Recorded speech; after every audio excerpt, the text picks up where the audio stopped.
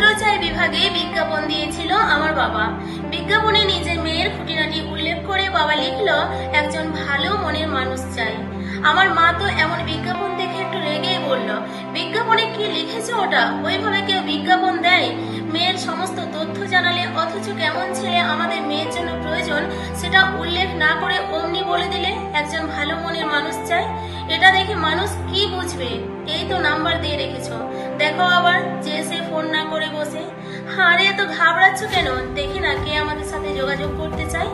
আমি এমনি এমনি ঘাবড়াচ্ছি না, এটা একটা বিয়ের ব্যাপার, যেখানে দরকার ছিল ভালো সরকারি চাকরি বাকরি করা বা প্রতিষ্ঠিত কোনো ব্যবসায়ী ছেলে হবে এটা উল্লেখ করে দেওয়া।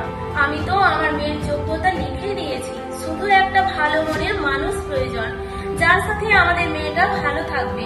সেখানে যে সরকারি চাকরি করতে হবে এমনটা নয়, একটা বেসরকারি চাকরি করা ছেলেও অনেক ভালো মনের মানুষ হতে পারে। আসলে আমার বিয়ে নিয়ে আমার মায়ের একটু চিন্তা বেশি, আমি একটু কম কথা বলি। স্কুল কলেজে পড়তে গিয়ে প্রেমটা সেভাবে করা হয়ে ওঠেনি আমার, কিন্তু আমার বন্ধু বান্ধবের সংখ্যা কম নয়, তবু কেন জানি না প্রেমটা আমার হয়ে উঠলো না। আমার বন্ধুরা তো প্রায়ই বলতো, দেখতে সুন্দরী হয়েও একটা প্রেম করতে পারলি না তুই। প্রেম করতে না পারাটা সত্যি আমার দুর্ভাগ্য বোধ হয়। এই বয়সে এসে বাবা মাকে সে দায়িত্ব নিতে হচ্ছে। কলেজে যখন পড়তাম তখন অনেকের একটা ধারণা ছিল, দেখতে যখন সুন্দর নিশ্চয় প্রেম করে। কেন জানি না কেউ সাহস করে প্রেমের প্রস্তাবটাও আমাকে দেয়নি, আর কম কথা বলার দরুন আমিও কাউকে বলে উঠতে পারিনি। সে যাই হোক, বিয়ের এমন বিজ্ঞাপন দেখে আমার বেশ ভালোই লেগেছিল। বাবার উপর আমার সম্পূর্ণ ভরসা ছিল। বাবা খুব বিচক্ষণ মানুষ এবং দূরদৃষ্টি সম্পন্ন, তাই ভুল কিছু করতেই পারে না সে বিশ্বাস বাবার প্রতি আমার ছিল। বিজ্ঞাপন দেওয়ার পর থেকে 20 দিন কেটে গেছে, তখনও পর্যন্ত কেউ যোগাযোগ করেনি। আমার মা তো সবসময় বাবাকে বলে চলেছে, কই বিজ্ঞাপন দেখে তো কই একজনও ফোন তো করলো না। বিজ্ঞাপনের যা ছিঁড়ি, এইভাবে কেউ বিজ্ঞাপন দেয় না, বুঝলে? বাবা একটু হেসে রসিকতা করে বলে উঠল, কেন আমি কি বিজ্ঞাপনে বিরাট কিছু দাবি করে ফেলেছি নাকি, যে কেউ যোগাযোগ করতে পারবে না? তাহলে বলতে চাইছো দেশে ভালো মানুষ একটাও নেই? তারপর থেকে আরো কিছুদিন কাটলো, বলতে গেলে প্রায় 2 মাস কেটে গেছে। না, বিজ্ঞাপনে কেউ সাড়া দিল না, একটু অবাকই হলাম। যাই হোক, একদিন আমার মা তো আমার বিয়ে নিয়ে বেশ চিন্তায় পড়েছে। বাবাকে বললো এবারে অন্তত ঠিকঠাক করে একটা বিজ্ঞাপন দিব। পরিচিত সার্কেলের মধ্যে অনেকে তখন আমার মা বাবা বলে রেখেছে একটা ভালো ছেলে দেখে দিতে। এদিকে দেখতে দেখতে আমার বয়স 27 হয়ে গেল। আমিও তো মাকে বলতাম, বিয়ে কি করতেই হবে? এই তো বেশ ভালো আছি, চাকরি বাকরি করছি, তোমাদের সাথে আছি, নিজের বাড়িতেই ইচ্ছে মতো যা খুশি করছি। মা বলতো, তুই ওসব বুঝবি না, বাবা মা কি সারা জীবন থাকবে? তাছাড়া তোকে দেখবে কি? কি যে বোকার মতো কথা বলো, আমাকে দেখার আবার কি আছে?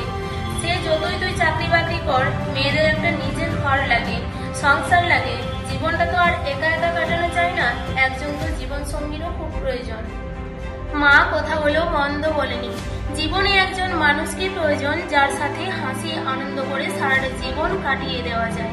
তবে বিয়ের ব্যাপারটা কপাল, কোথায় বলে জন্ম মৃত্যু বিয়ে 3 বিধাতা নিয়ে। যাই হোক, একদিন সন্ধ্যেবেলায় সবাই মিলে বসে নিজেরাই গল্প করছি, একটা ট্যুর প্ল্যান চলছে আর কি। হঠাৎ আমার বাবার মোবাইলে ফোন এলো। আমাদের বিজ্ঞাপন দেখে এক ভদ্রমহিলা ফোন করেছেন। ফোন করে বাবাকে বললেন, আপনার বিজ্ঞাপনটা দেখলাম, আমিও ছেলের বিয়ে দিতে চাই। হ্যাঁ, আমার একটাই মাত্র ছেলে, ছেলে চাকরি করে, আপনি চাইলে তাহলে দেখাশোনা করা যেতে পারে। বাবা খানিকক্ষণ কথাবার্তা বলার পর বলল, নিশ্চয়, তাহলে একদিন আপনারা চলে আসুন, এসে মেয়েকে পছন্দ করে যান। ওদিক থেকে ভদ্রমহিলা উত্তর দিলেন, মেয়ে পছন্দ পরে হবে, তার আগে আপনারা আসুন মেয়েকে সঙ্গে নিয়ে। আপনার মেয়ে আগে আমার ছেলেকে, আমাদের ফ্যামিলিকে এবং যে বাড়িতে আপনার মেয়ে থাকবে সে বাড়িটা অন্তত দেখে যান। আপনি যেরকম ভালো মনের মানুষ চেয়েছেন, আমিও আমার ছেলের জন্য ভালো মনের মানুষ খুঁজছি, তাই মেয়েকে দেখতে যাওয়ার দরকার পড়ে কি? আর আপনার মেয়ে যদি আমার বাড়িতে আসে তাহলে তো ওখানেই মেয়েকে দেখা হয়ে যাবে। ভদ্রমহিলার কথা শুনে বাবা যেন একটু ইতস্তত বোধ করছিল। সাধারণত বিয়ের ক্ষেত্রে পাত্রীর পছন্দের ব্যাপারটা আগে আসে, ওই ভদ্রমহিলা একটু উল্টো পূরণে হাঁটলেন। বাবা কথাগুলো শোনার পর ওনাকে বললেন, আমরা নিজেদের মধ্যে আলোচনা করে আপনাকে জানাচ্ছি। বাবার মুখ থেকে সব কথা শোনার পর আমি বাবাকে বললাম, উনি ঠিক বলেছেন, আমি ওনার প্রস্তাবে রাজি, আমি যাব ওনার বাড়ি।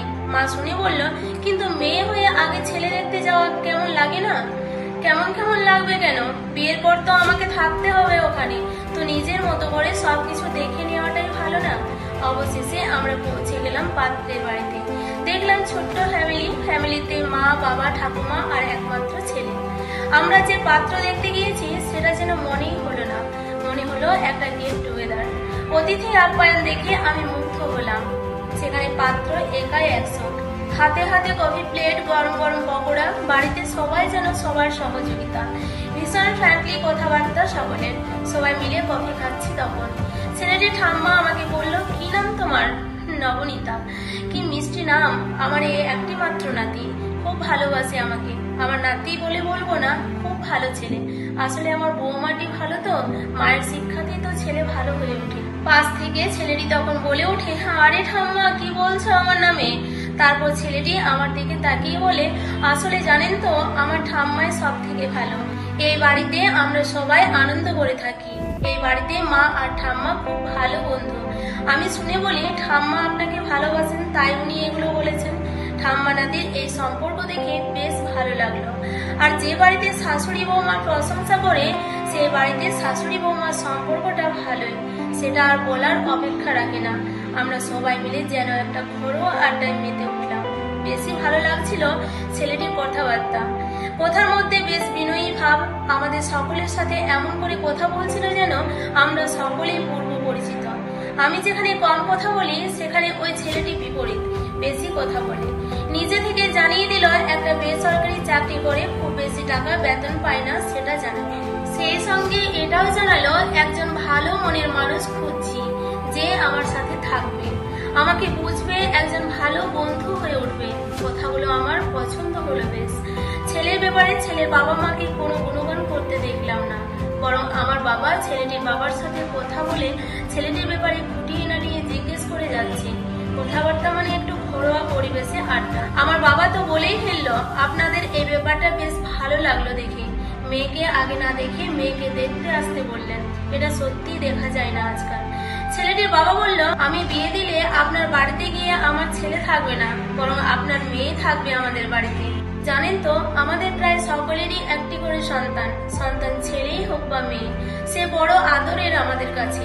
সব থেকে প্রিয়, আমাদের সব থেকে প্রিয় জিনিসটা আমাদের বাড়িতে পাঠাবেন, কিন্তু কোথায় পাঠাবেন তার ঠিকঠাক যত্ন হবে কিনা, সে পরিবারে এসে থাকতে পারবে কিনা, সেই পরিবারের মানুষগুলো কেমন সেটা দেখে নেওয়ার দায়িত্ব আপনার, এবং সেই সঙ্গে আপনার মেয়েরও। বিয়ে যখন দেখাশোনা করে হবে তার আগে ভালো করে দেখে শুনে নিতেই তো হবে। তাই একদিন নয়, পছন্দ থাকলে আরো 2-3 দিন আসুন, আমাদের সাথে সময় কাটান, আমাদের ছেলেকে ভালো করে জানুন। একজন ভালো মানুষ না হলে জীবন কাটানো বড়ই দুঃসহ হয়ে ওঠে। কথাগুলো ঠিক বলেছেন। আপনাদের সঙ্গে এতটা টাইম কাটিয়ে আমাদের খুব ভালো লেগেছে। তবে বিয়ে মানে একটা আত্মীয়তা, সেটা আমার মেয়ে আর আপনার ছেলে দুজনের পছন্দ থাকলে, সিদ্ধান্ত থাকলে ওরাই নেবে। সমস্ত কথাবার্তা আলাদা করে আর লুকিয়ে কেউ কাউকে বলো না, সকলের সামনে থেকে সব কথাই বলো। বেশি ভালো লাগলো ছেলেটির একটি কথা শুনে। ছেলেটি নিজে থেকে ফ্র্যাঙ্কলি জানালো, আপনাকে আমার মন্দ লাগেনি। যদি আমাকে আপনার পছন্দ হয়ে থাকে তাহলে দ্বিতীয়বার আসার জন্য একটা গেট টুগেদার হতে পারে। সেদিন আপনি বেশি বলবেন, আমি শুনবো। আজ তো আমি বললাম বেশি। এতটা ফ্রি হয়ে কেউ এতটা কথা বলতে পারে, দেখে ভালো লাগলো। ছেলেটি নিজের থেকে নাম্বার দিয়েছিল। বাড়ি আসার পর থেকে মনে মনে একটা অদ্ভুত ভালো লাগা কাজ করছিল। একটা সুন্দর ফ্যামিলি পেয়েও যেখানে পরস্পরের প্রতি রেসপেক্ট, সহযোগিতা আছে। অতিরঞ্জিত হয়ে কাউকে কিছু বলতে দেখলাম না, একটা ভালো লাগা তৈরি হলো। 3 দিন পর একদিন সন্ধ্যায় ছেলেটিকে আমি ফোন করলাম। ফোন করে বললাম, আপনাকেও আমার মন্দ লাগে। ফ্র্যাঙ্কলি কথাবার্তার জন্য আরো বেশি ভালো লাগলো। ছেলেটি বলল, তাহলে আর একদিন আপনারা সকলে আসুন, অনেক গল্প হবে। বিয়ে হবে কিনা সেটা পরের কথা, কিন্তু বন্ধুত্বটা তো হতে পারে। বেশ, তাহলে যাওয়াই যাবে একদিন।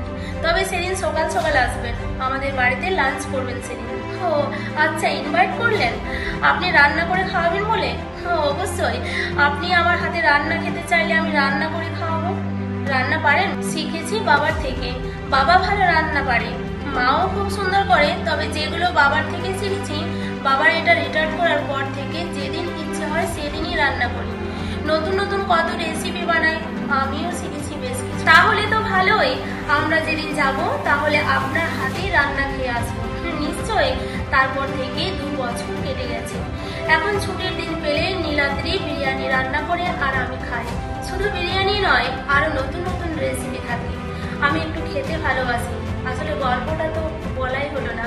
নীলাদ্রি মানে সেই ছেলেটা বিয়ের দেখাশোনার জন্য যে দ্বিতীয়বার ইনভাইট করেছিল আর বলেছিল নিজের হাতে রান্না করে খাওয়াবে। সেদিন আমরা সকলে গিয়েছিলাম। লাঞ্চ করতে বসে দেখলাম এত সুন্দর মাটন বিরিয়ানি বানিয়েছে। আমি আরো একবার নিয়েছিলাম। অসাধারণ বানিয়েছিল।